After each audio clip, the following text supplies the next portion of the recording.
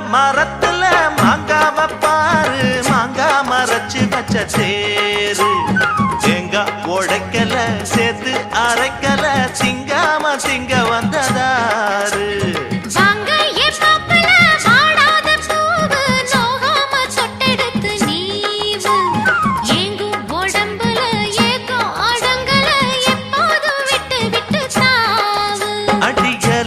காட்டுக்குள்ள சோலை இருக்கு அந்த சோலையில வாடி புள்ள வேலை இருக்கு.